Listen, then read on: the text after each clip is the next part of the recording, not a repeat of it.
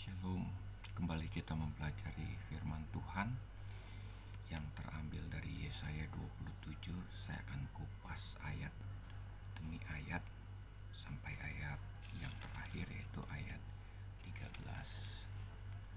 Kita akan mempelajari bagaimana Yesaya dalam menanggapi panggilan Tuhan, di mana keadaan saat itu orang-orang Yehuda mengeraskan hati terhadap Tuhan.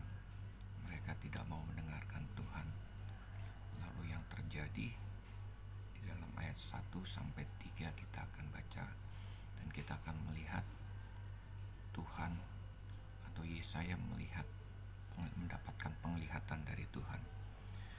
Ayat 6, ayat 1. Dalam tahun matinya Raja Uzia, aku melihat Tuhan duduk di atas tahta yang tinggi dan menjulang, dan ujung jubahnya memenuhi bait suci. Para serafim berdiri di sebelah atasnya, masing-masing mempunyai 6 sayap. 2 sayap dipakai untuk menutupi muka mereka, 2 sayap dipakai untuk menutupi kaki mereka, dan 2 sayap dipakai untuk melayang-layang. Dan mereka berseru seorang kepada seorang, katanya, Kudus, kudus, kuduslah Tuhan semesta alam, seluruh bumi penuh kemuliaannya. Satu anugerah yang didapat oleh Yesaya. Dia mendapatkan penglihatan naik ke tahta hadirat Tuhan. Lalu kemudian ayat 4 selanjutnya terjadi, maka bergoyanglah alas ambang pintu disebabkan suara orang yang berseru itu, dan rumah itu pun penuhlah dengan asap. Jadi satu peristiwa yang menghebohkan di tempat kediaman Yesaya.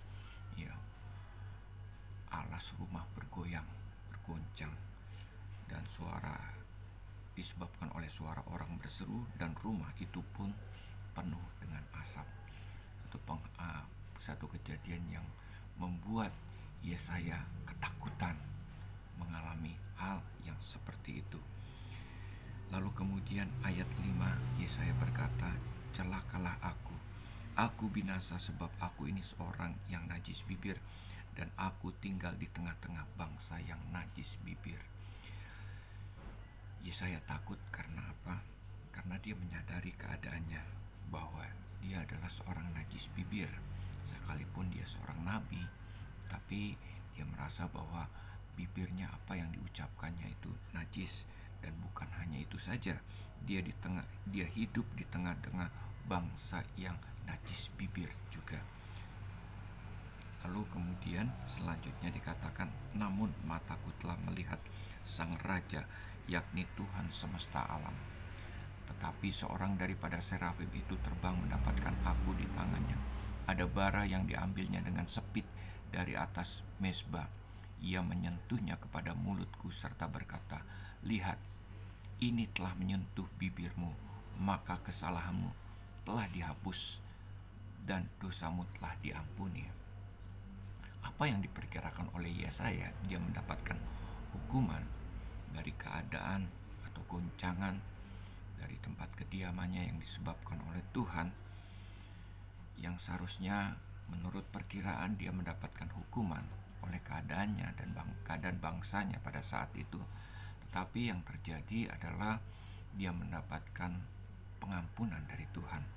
Dia mendapatkan perkenanan dari Tuhan, anugerah dari Tuhan. Ya. Selanjutnya ayat 8 dikatakan, lalu aku mendengar suara Tuhan berkata, siapakah yang akan kuutus dan siapakah yang mau pergi untuk aku?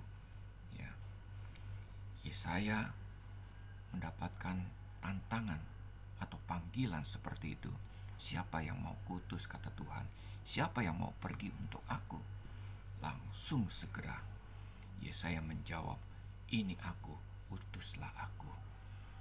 Karena dia mendapatkan perkenanan dari Tuhan, anugerah dari Tuhan, maka responnya adalah reaktif sekali, positif sekali.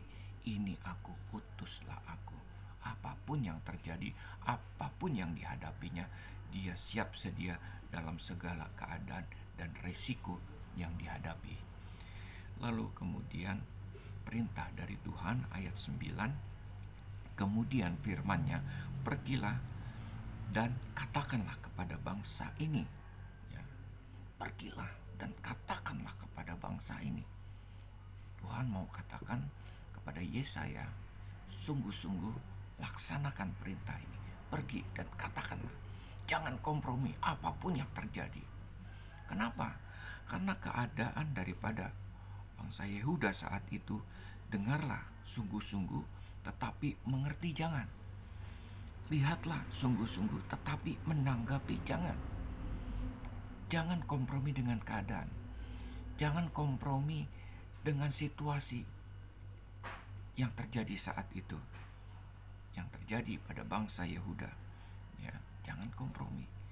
Ayat 10, buatlah hati bangsa ini keras, dan buatlah telinganya berat mendengar, dan buatlah matanya melekat tertutup, supaya jangan mereka melihat dengan matanya, dan mendengar dengan telinganya, dan mengerti dengan hatinya, lalu berbalik dan menjadi sembuh.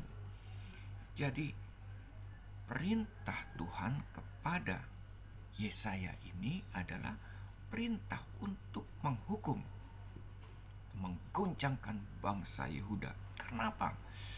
Karena hati mereka yang keras, mereka tidak mau mendengarkan Tuhan, mereka tidak mencintai Tuhan. Sudah tidak ada obatnya lagi untuk memulihkan dia, untuk memulihkan mereka. Makanya Yesaya diutus untuk menyampaikan hukuman bagi bangsa Yehuda saat itu. Ya, sudah tidak ada obat lagi, sudah tidak ada kompromi lagi. Ayat 11, Yesaya bertanya, kemudian aku bertanya, sampai berapa lama ya Tuhan? Ya, sampai bagaimana keadaan bangsa Yehuda ini? Lalu jawab Tuhan, sampai kota-kota telah lengang, sunyi sepi, tidak ada lagi yang mendiami, dan rumah-rumah tidak ada lagi manusia, dan tanah menjadi sunyi dan sepi. Tuhan akan menyingkirkan manusia jauh-jauh, sehingga hampir seluruh negeri menjadi kosong. Ya, sampai keadaannya benar-benar sunyi, sepi, tidak ada lagi orang-orang yang mendiami rumah mereka. Mereka pergi semua. Keadaan menjadi sunyi sepi. Manusia menyingkir jauh-jauh, sehingga negeri ini hampir kosong. Mungkin mereka menghindar, menyingkir jauh-jauh, atau mereka mati, binasa, dihukum oleh Tuhan. Yesaya harus menyampaikan hukuman ini kepada bangsa Yehuda. Tuhan akan mengguncangkan bangsa tersebut sampai benar-benar keadaannya sunyi sepi, sampai benar-benar keadaannya negeri mereka menjadi kosong. Lalu ayat 13 dikatakan, dan Tuhan katakan, dan jika masih tinggal 1/10 dari mereka, jadi tinggal 10% saja Bapak Ibu, saudara-saudara yang saya kasih, sisa dari bangsa Yehuda saat itu, mereka harus sekali lagi ditimpa kebinasaan. Yang sisa ini pun juga yang tinggal 10% masih juga diguncangkan lagi. Ya. Tapi jangan takut. Sekalipun ada guncangan dari Tuhan, dari yang sisa ini, Tuhan katakan, namun keadaannya akan seperti pohon beringin dan pohon jawi-jawi yang tunggulnya tinggal berdiri pada waktu ditebang, dan dari tunggul itulah akan keluar tunas yang kudus. Dari sisa 10% diguncang lagi, maka sisa itulah yang Tuhan katakan, itulah tunas yang kudus. Seperti pohon beringin, seperti pohon jawi-jawi yang ditebang, tinggal tunggulnya, bagian bawahnya, ya, tapi akarnya masih ada, Bapak Ibu. Lalu dari tunggulnya tersebut, bagian bawah pohon yang sudah ditebang akan keluar tunas yang kudus, seperti pohon beringin, pohon jawi-jawi yang sudah ditebang, tinggal tunggulnya tetap keluar tunas-tunas yang akan menjadi pohon yang baru, pokok yang baru. Demikian juga dengan keadaan bangsa Yehuda saat itu. Tuhan akan habisi mereka sampai seperti tinggal tunggulnya. Lalu kemudian Tuhan katakan akan keluar tunas yang kudus.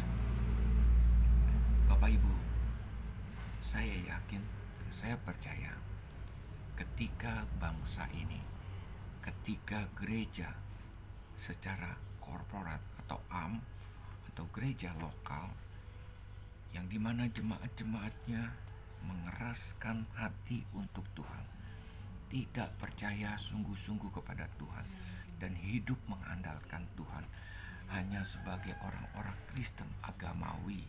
Mereka sesungguhnya tidak mengandalkan Tuhan, tidak mengasihi Tuhan, tidak percaya sungguh-sungguh kepada Tuhan, tidak setia kepada Tuhan. Mereka masih terikat dengan dosa, jatuh bangun dengan dosa kehidupannya, sekalipun mereka sudah menjadi orang Kristen. Saya percaya keadaan seperti ini juga bisa menimpa kita semua. Kalau kita mengeraskan hati kepada Tuhan, kalau kita tidak mendengarkan Tuhan, kalau kita masih terikat dengan dosa, hidup tidak di dalam kekudusan Tuhan, Tuhan akan menggoncangkan bangsa ini. Tuhan akan menggoncangkan gereja secara korporat Tuhan akan menggoncangkan gereja lokal sampai tinggal 1/10, dan 1/10-nya itu pun juga Tuhan akan goncangkan sampai tinggal sisa-sisa yang disebut sebagai tunas yang kudus.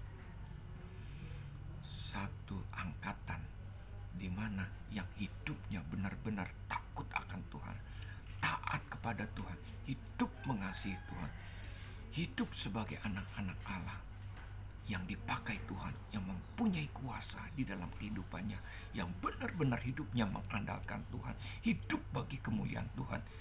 Itulah tunas yang kudus, satu angkatan yang dipakai Tuhan untuk apa? Untuk menyelamatkan bangsa dan negara ini. Bapak Ibu, saya percaya apapun yang terjadi di dalam kehidupan kita, ada goncangan, ada bencana, ada penderitaan, ada masalah yang melanda dunia ini, tetapi kita tetap setia kepada Tuhan, tetap mendengarkan Tuhan dan percaya pada Tuhan, maka hidup kita akan selalu dipakai bagi kemuliaan Tuhan dan hidup sesuai dengan rencana Tuhan, dan rencana Tuhan digenapi di dalam kehidupan kita. Kitalah tunas-tunas yang kudus itu. Tuhan memberkati. Shalom.